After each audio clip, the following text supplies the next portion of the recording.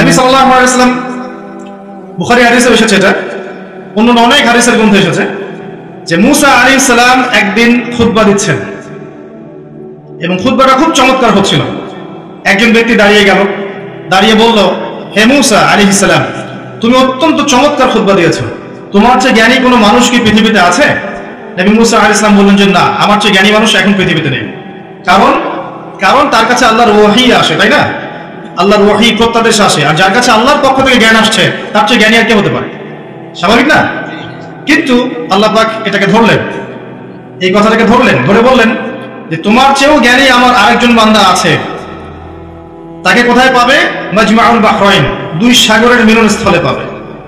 তোমার চেয়েও একজন জ্ঞানী মানুষ আছে যাকে তুমি দুই সাগরের মিলনস্থলে পাবে, যেখানে দুইটা সমুদ্র এক হয়ে গেছে, সেখানে তুমি পাবে তাকে। এটা ভৌগোলিকভাবে কোন জায়গা এটা ফাইন্ড আউট করার দরকার নাই, মূল বিষয়টা এটা না। তো নবী মুসা আলাইহিস সালাম তার সাথে দেখা করতে চাইলেন। তিনি বললেন, I want to meet him, আমি তার সাথে দেখা করতে চাই এবং আমি তার সাথে দেখা করে তার কাছ থেকে জ্ঞান শিখতে চাই।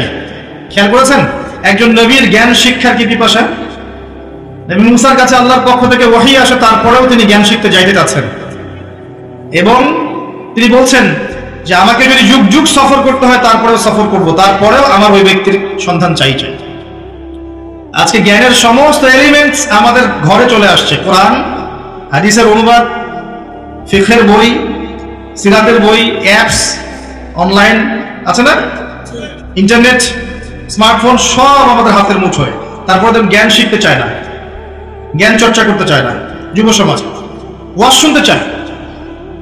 শিক্ষার মাধ্যম বানিয়েছেন ফেসবুক আর ইউটিউবিং। ফেসবুক, ইউটিউবিং দিনের কনস্ট্রাকটিভ শিক্ষার কোনো মাধ্যম না, বরং এর মধ্য দিয়ে জ্ঞান আপনার বিক্ষিপ্ত হয়ে যাবে। ঢুকবেন ইউটিউবে একটা টপিক জানার জন্য, দেখবেন ওই টপিকে কেন্দ্র করে এক আলেম কি বলেছেন, আরেকজন আলেম কি বলেছেন, আর মাশাআল্লাহ ইউটিউবের থাম্বনেইল তো মাশাআল্লাহ সুবহানাল্লাহ, অমুক আলেমকে যেভাবে ধুয়ে দিলেন অমুক আলেম, আর অমুককে যেভাবে জবাব দিলেন অমুক আলেম। টাকা কামাই করতে চান? জাস্ট টাকা কামাই করতে চান? টাকা আর্ন করার জন্য এইভাবে ইসলামকে বিকৃত করছেন, ইসলাম কিনে গেম খেলছেন। এগুলো কোনো থাম্বনেইল হলো? আমার একটা ভিডিওতে দেখেছি, একজন আমাকে জবাব দিয়েছে কঠিন ভাবে, তো দেখলাম থাম্বনেইলে সে আলেম একটা ছবি দিয়েছে, আর আমার ছবি কর্নারে, আমি মাথা নিচু করে আছি, আর সে আলেম হাত এভাবে করে আছে, মানে ভাবটা এমন একবার থাপড়ায় শেষ করে ফেলবে। আল্লাহ ভালো জানেন এত ক্রিয়েটিভিটি মাথায়। এই ক্রিয়েটিভিটি গুলো দিনের কল্যাণে কাজে লাগে না কেন? নিজে পড়াশোনা করে আলেম হন না কেন? নিজে পড়াশোনা করে আলেম কেন হচ্ছেন? নসিহত, এটা আল্লাহ পাকের একটা মাধ্যম দিন প্রচারের। এই মাধ্যমটাকে ভালো মতো ইউজ করতে পারবেন, অন্যায়ভাবে ইউজ করতে পারবেন। চাইলেই যে কোনো ব্যক্তিকে, হুএভার হি ইজ, এই পৃথিবীতে সে যেই হোক না কেন, তাকে অনলাইনের মাধ্যমে, ইউটিউব, ফেসবুকিং এর মাধ্যমে তাকে বিতর্কিত করা সম্ভব। সে যেই হোক না কেন, যেই হোক না কেন, যত বিশুদ্ধ বক্তব্য দেখ না কেন, তাকে আপনি যদি চান ইউটিউবের মাধ্যমে, ফেসবুকের মাধ্যমে ভিডিও কাটছাট করে নির্দ্বিধায় বিতর্কিত করতে পারবেন।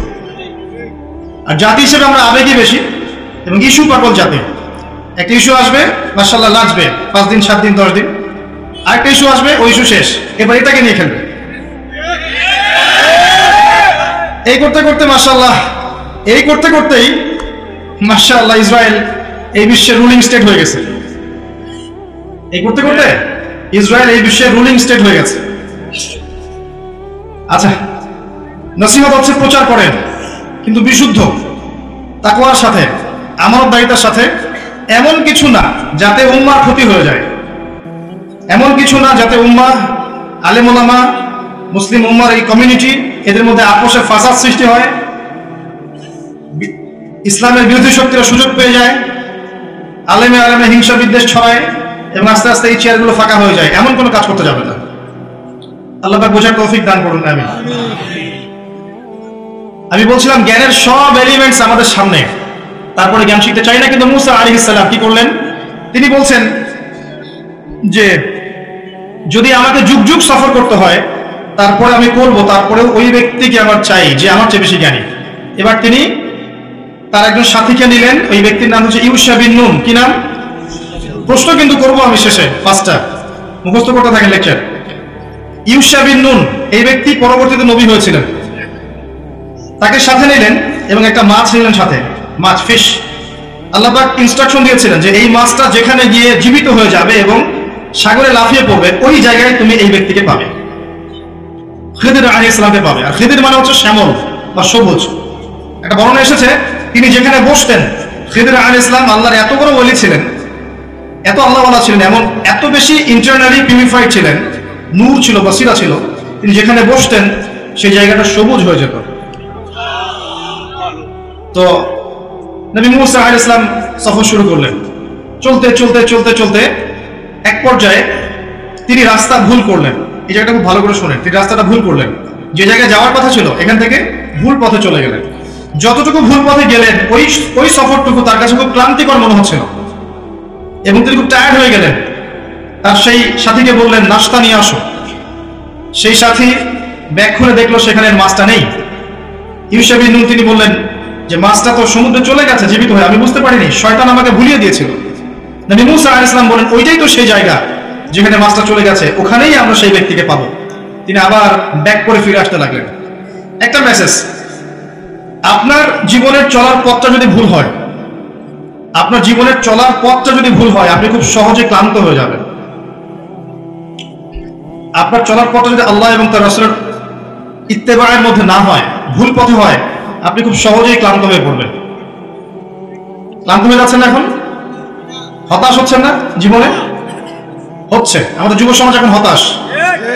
যুব সমাজ হতাশায় ভোগে, টেনশনে ভোগে, অর্থের টেনশন, পরিবারের রেসপন্সিবিলিটি টেনশন, ঠিক সামনে ফিউচার টেনশন, কি করব, অনেক টেনশনে ভোগে, হতাশাগ্রস্ত যুব সমাজ কিন্তু। এবং এক পর্যায়ে দেখবেন তারা নেশা করতে গেছে, গার্লফ্রেন্ডের কাছে শান্তি খুঁজতে যাচ্ছে, মিউজিকের কাছে শান্তি খুঁজতে যাচ্ছে, ক্যাসিনো, জুয়া, মাদক, এইসব জায়গায় শান্তি খুঁজতে যাচ্ছে। কেন জানেন? সে ভিতর থেকে হতাশ, সে ভিতর থেকে কষ্টে ভুগছে, মানসিক কষ্টে ভুগছে। এই কারণে সে এইসব জায়গায় গিয়ে সুকুন বা পিস খোঁজার চেষ্টা করছে। আসলে আদতে এই আল কোরআন, এই বইটার, আল্লাহর এই কিতাবের কাছে না আসলে, আল্লাহ পাকের এই কিতাবের কাছে না আসলে সে আদতে শান্তি পাবে না। অনলি আল কোরআন আপনাকে চিরস্থায়ী প্রশান্তি দেবে ইনশাআল্লাহ। তো যেটা বলছিলাম, তার চলার পথটা ভুল হওয়ার সাথে সাথেই তিনি ক্লান্ত হয়ে পড়ছিলেন। আমাদের জীবনে চলার পথ ভুল হলেই আমরা ক্লান্ত হয়ে পড়ব। এবার ফিরে আসলেন, এসে দেখলেন হ্যাঁ ওই জায়গায় যেখানে দুই সাগর মিলিত হয়েছে এখানে একজন ব্যক্তি পাথরের উপরে বসে আছে। কিসের উপরে?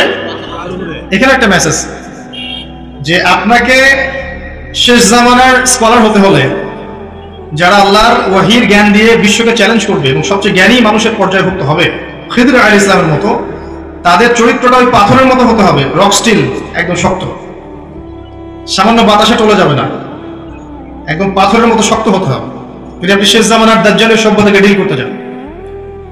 আচ্ছা, এবার সেই ব্যক্তি বসে আছেন, মুসা আলাইহিস সালাম আসলেন, এসে বললেন আসসালামু আলাইকুম। সেই ব্যক্তি বললেন খিদির আলাইহিস সালাম এই জনমানব শূন্য জায়গায় সালাম কোত্থেকে আসলো? মুসা আলাইহিস সালাম বললেন যে আমি মুসা। তো তিনি বলছেন তুমি কি বনী ইসরাইলের মুসা? তুমি কি বনী ইসরাইলের মুসা? মুসা আলাইহিস সালাম বলেন হ্যাঁ আমি বনী ইসরাইলের মুসা। আমি আপনার কাছে এসেছি এই কারণে যে আমি জেনেছি আপনার কাছে আল্লাহর পক্ষ থেকে জ্ঞান আছে, আমি সেই জ্ঞান শিখতে চাই। এবং খিদির আলাইহিস সালাম বললেন যে কিন্তু তুমি তো আমার সাথে ধৈর্য ধরতে পারবে না। কথাগুলো একটু বোঝার চেষ্টা করেন। যখন তিনি বলেছেন তুমি কি বনী ইসরাইলের মুসা, তার মানে হচ্ছে কি জানেন? খিদির আলাইহিস সালাম বনী ইসরাইলের কেউ নয়, তাই নয়? তিনি বনী ইসরাইলের কেউ নন, বনী ইসরাইলের বাইরের মানুষ। এখন যে এই যে ইসরায়েল এবং জিউসরা মনে করে তারা বিশ্বের সবচেয়ে জ্ঞানী society, elite society of the world, তারা মনে করে না সত্যিকারের অর্থে পৃথিবীর সবচেয়ে জ্ঞানী মানুষ তাদের মধ্যে নয়, মুহাম্মদ সাল্লাল্লাহু আলাইহি ওয়াসাল্লামের উম্মতের মধ্যে আছে। বনী ইসরাইলের মধ্যে সবচেয়ে জ্ঞানী মানুষ নেই। খিদির আলাইহিস সালাম তিনি বনী ইসরাইল ছিলেন না। এবার রেসপন্সটা দেখেন, আমি আপনার কাছে জ্ঞান শিখতে চাই। তিনি বলছেন তুমি তো ধৈর্য ধরতে পারবে না। স্টুডেন্ট আসছে, টিচার বলছে, স্টুডেন্ট এসে বলছে আমি জ্ঞান শিখতে চাই ওস্তাদ। ওস্তাদ বলছে তুমি তো সবর করতে পারবে না। কি পরিমাণ দূরদর্শিতা থাকলে একজন ওস্তাদ বলতে পারেন তুমি তো ধৈর্য ধরতে পারবে না। অনেক সময় বলি না, আমরা ক্লাস নেই না, টিচার যারা আছে এক বছর পড়ানোর পর বলি না যে এই ব্যক্তি পাস করতে পারবে না, তুই পারবি না পাস করতে। আর একজনকে বলি না যে হ্যাঁ এই মাশাআল্লাহ ভালো করবে ইনশাআল্লাহ, বলি না? আমাদের পড়াতে পড়াতে একটা এক্সপিরিয়েন্স হয় না?